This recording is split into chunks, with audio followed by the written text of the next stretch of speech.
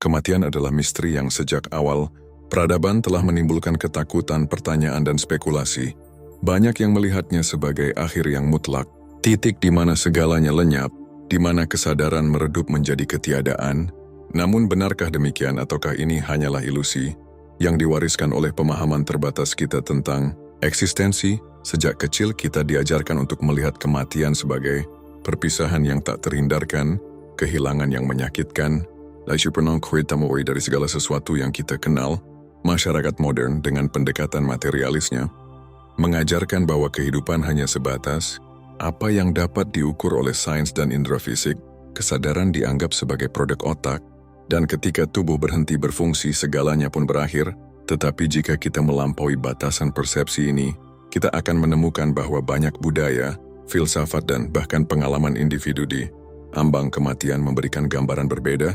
Mereka yang mengalami pengalaman mendekati kematian, near-death experience, sering kembali dengan kisah tentang perjalanan ke alam lain, perasaan damai yang luar biasa, serta wawasan mendalam tentang makna kehidupan dan kematian. Apakah ini hanya halusinasi otak yang sekarat, ataukah petunjuk bahwa ada sesuatu yang lebih dari yang kita bayangkan? Bayangkan seekor ulat yang sepanjang hidupnya hanya mengenal dunia dedaunan, tanah dan langit yang tampak begitu jauh di atasnya.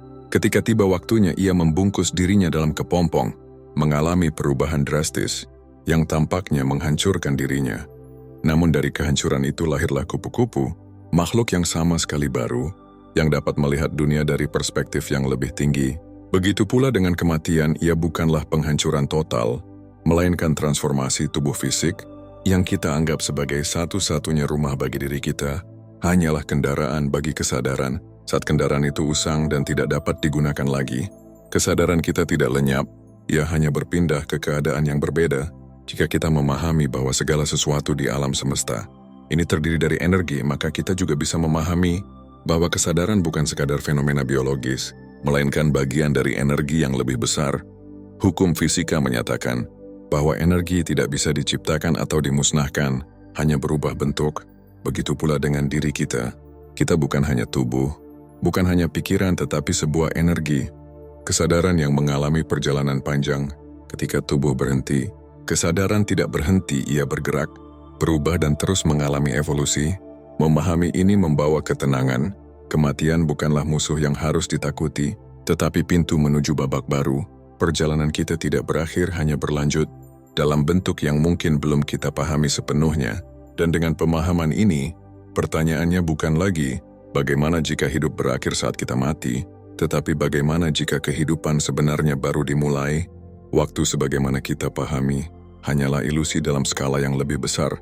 Dalam satu kehidupan, kita melihat usia sebagai garis lurus lahir tumbuh, menua lalu mati. Namun, jika kita dapat melihat dari perspektif yang lebih luas, kita akan menyadari bahwa kehidupan bukanlah garis, melainkan lingkaran yang terus berulang dalam siklus panjang.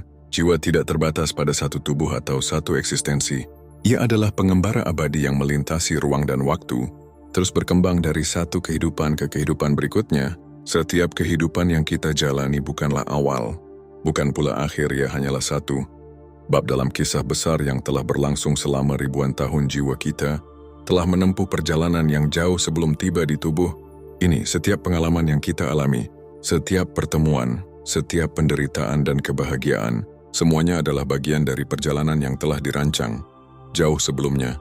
Terkadang kita merasa begitu terikat dengan kehidupan ini, seolah-olah ini adalah satu-satunya kesempatan yang kita miliki. Kita menganggap kegagalan sebagai akhir segalanya, dan kehilangan sebagai kehancuran yang tak dapat diperbaiki. Tetapi jika kita memahami bahwa hidup ini hanyalah satu episode dalam perjalanan panjang jiwa, kita akan mulai melihat segala sesuatu dengan lebih bijaksana. Tidak ada kegagalan yang benar-benar gagal, tidak ada kehilangan yang benar-benar hilang. Semua adalah pelajaran yang membawa kita lebih dekat kepada pemahaman sejati tentang diri kita. Setiap pikiran yang kita ciptakan, setiap tindakan yang kita lakukan, setiap keinginan yang kita genggam, semuanya membentuk alur kehidupan kita di masa depan. Jika kita menanam benih kebaikan, kita akan menuai kehidupan yang penuh harmoni. Jika kita menyebarkan kebencian, kita akan merasakan getirnya dunia yang sama. Hukum sebab akibat ini tidak hanya bekerja dalam satu kehidupan, tetapi meluas ke banyak kehidupan yang kita jalani.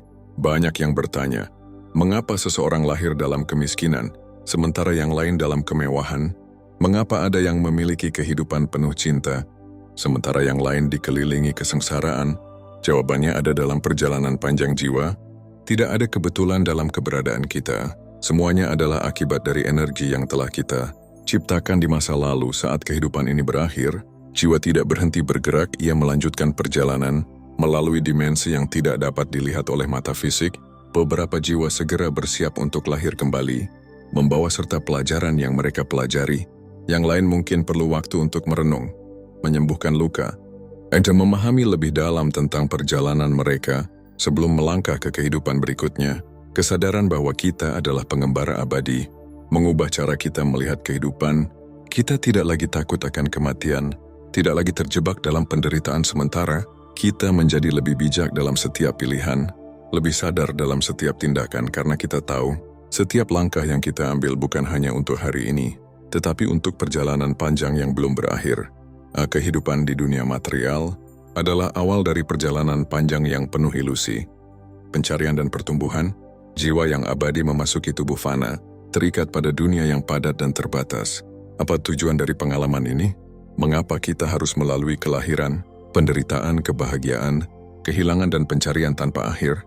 Jawabannya terletak pada satu hal, yaitu pembelajaran. Saat seorang bayi lahir, ia datang ke dunia dalam keadaan murni, seperti lembaran kosong yang belum tergores oleh pengalaman. Dalam pandangan tradisi spiritual, bayi masih sangat dekat dengan asal-muasalnya, yaitu dunia kesadaran murni. Ia belum mengenal batasan, belum terikat oleh konsep diri, belum dipengaruhi oleh ambisi dan ketakutan yang akan berkembang seiring waktu. Di mata bayi, dunia adalah keajaiban. Hingga ada label baik atau buruk, tidak ada beban masa lalu atau kecemasan akan masa depan. Namun perlahan-lahan, ia mulai menyerap ilusi dunia material. Ia belajar nama, identitas dan peran yang diberikan kepadanya. Ia mulai melihat dirinya sebagai sesuatu yang terpisah dari yang lain, bukan sebagai bagian dari kesadaran yang lebih besar. Saat tumbuh dewasa, manusia semakin terikat pada dunia fisik. Identitasnya dibentuk oleh lingkungan budaya, keluarga dan sistem sosial. Ia mulai percaya bahwa nilai dirinya bergantung pada harta yang ia miliki, status yang ia raih atau pengakuan yang ia dapatkan dari orang lain. Dunia mengajarkan bahwa kebahagiaan terletak pada pencapaian eksternal, lebih banyak uang, lebih banyak pengaruh, lebih banyak kesenangan. Tetapi semakin seseorang mengejarnya, semakin ia merasa kosong. Jiwa yang berasal dari kesadaran murni tidak pernah bisa dipuaskan oleh hal-hal yang bersifat sementara, seperti seseorang yang mencoba meminum air laut untuk menghilangkan dahaga. Semakin banyak ia meneguk, semakin haus ia dibuatnya. Tubuh fisik yang terdiri dari tanah air, udara dan api adalah penjara sementara bagi jiwa. Kita merasakan kelaparan, sakit, kelelahan, dan penuaan. Setiap pengalaman ini mengingatkan kita bahwa tubuh bukanlah rumah sejati kita, hanya sebuah kendaraan yang akan ditinggalkan suatu hari nanti. Di banyak tradisi kuno, usia 40 dianggap sebagai momen transisi. Pada titik ini, tubuh mulai menunjukkan tanda-tanda keterbatasannya. Energi menurun, ambisi duniawi mulai terasa hampa, dan bagi sebagian orang, muncul pertanyaan mendalam, apakah ini semua? Bagi mereka yang menyadari kebenaran, usia ini menjadi awal kebangkitan spiritual. Mereka mulai melepaskan keterikatan pada dunia material, mencari makna yang lebih dalam, dan menyadari bahwa kebahagiaan sejati tidak berasal dari kepemilikan, tetapi dari pemahaman dan ketenangan batin. Namun bagi mereka yang tetap melekat pada ilusi duniawi, usia ini justru membawa penderitaan. Mereka berusaha mempertahankan hal-hal yang tak bisa dipertahankan, kemudian kekayaan, status, dan semakin tersiksa oleh ketakutan akan kehilangan. Kehidupan di dunia material adalah ujian mereka yang dapat melihat melampaui ilusi. Ini akan menemukan kebebasan sejati. Mereka yang terjebak dalam bayangannya akan terus tersesat, sampai akhirnya menyadari bahwa kehidupan ini bukan tentang apa yang kita kumpulkan, tetapi tentang apa yang kita pelajari dan lepaskan. Kematian selalu dipandang sebagai misteri yang menakutkan, sebuah batas yang tak terhindarkan dan tak dapat ditembus. Namun ketika momen itu tiba, jiwa menemukan bahwa kematian bukanlah kehancuran, melainkan awal dari perjalanan baru. Ini adalah momen pelepasan, ketika tubuh yang selama ini menjadi rumah, akhirnya ditinggalkan, dan kesadaran melayang menuju sesuatu yang lebih besar. Kebanyakan orang membayangkan kematian sebagai sesuatu yang menyakitkan, tetapi bagi jiwa yang baru saja meninggalkan tubuh, ada perasaan ringan yang luar biasa. Tidak ada lagi beban fisik, tidak ada lagi rasa sakit, tidak ada lagi batasan yang mengikat. Banyak yang melaporkan pengalaman, di mana mereka melihat tubuh mereka sendiri dari atas, menyaksikan dunia tetap berjalan tanpa mereka. Dalam sekejap, perspektif berubah. Hal-hal yang dulu terasa begitu penting, harta, jabatan, ambisi, tiba-tiba tampak kecil dan tak berarti. Jiwa menyadari bahwa semua yang pernah ia perjuangkan di dunia material kini harus dilepaskan. Namun tidak semua jiwa siap untuk berpisah dengan kehidupan. Beberapa tetap melekat pada dunia, enggan menerima kenyataan bahwa mereka telah meninggal. Inilah sebabnya mengapa beberapa arwah tampak terjebak, masih bergentayangan di antara dua dunia, belum siap untuk melanjutkan perjalanan mereka. Setelah kesadaran jiwa mulai stabil di dimensi baru, ia mengalami sesuatu yang menakjubkan, sebuah tinjauan ulang terhadap seluruh kehidupannya. Semua momen dari yang terbesar hingga yang paling kecil diputar, kembali dengan detail yang luar biasa. Namun ini bukan sekadar kilas balik biasa. Jiwa tidak hanya mengingat, tetapi juga merasakan kembali setiap emosi yang pernah ia timbulkan pada orang lain. Yorsera hidupnya ia pernah membuat seseorang bahagia. Ia akan merasakan kebahagiaan. Itu seolah-olah dialaminya sendiri. Jika ia pernah menyakiti seseorang, ia akan merasakan kesedihan dan penderitaan orang itu. Seolah-olah ia sendiri yang mengalaminya. Disinilah kebijaksanaan sejati mulai terbentuk. Jiwa menyadari bahwa setiap perbuatan, sekecil apapun, memiliki dampak. Tidak ada tindakan yang benar-benar lenyap. Semuanya meninggalkan jejak dalam energi kehidupan. 3 hari pertama setelah kematian sering disebut sebagai masa transisi yang paling sulit. Ego masih berusaha mempertahankan dirinya, masih berusaha menggenggam identitas yang telah lama dikenalnya, namun semakin lama, semakin jelas bahwa semua itu hanyalah bayangan nama, status tubuh. Semuanya adalah bagian dari permainan dunia yang kini harus ditinggalkan. Jiwa mulai melepaskan ilusi bahwa ia adalah individu yang terpisah dan perlahan menyadari bahwa ia adalah bagian dari kesadaran yang jauh lebih luas. Pada akhirnya, kematian bukanlah akhir, bukan juga kehilangan, tetapi sebuah perjalanan pulang. Mereka yang telah menjalani kehidupan dengan kesadaran akan melanjutkan perjalanan dengan damai. Namun bagi mereka yang masih terikat pada dunia, perjalanan ini bisa menjadi penuh ketakutan dan kebingungan. Disinilah jiwa dihadapkan pada pilihan, apakah akan menerima kenyataan baru dan melangkah maju, atau tetap berpegangan pada ilusi lama dan tertinggal di antara dua dunia. Ketika jiwa meninggalkan dunia material dan melewati transisi awal setelah kematian, ia tiba di sebuah tempat antara, sebuah ruang di mana keheningan bertemu dengan gema dari masa lalu.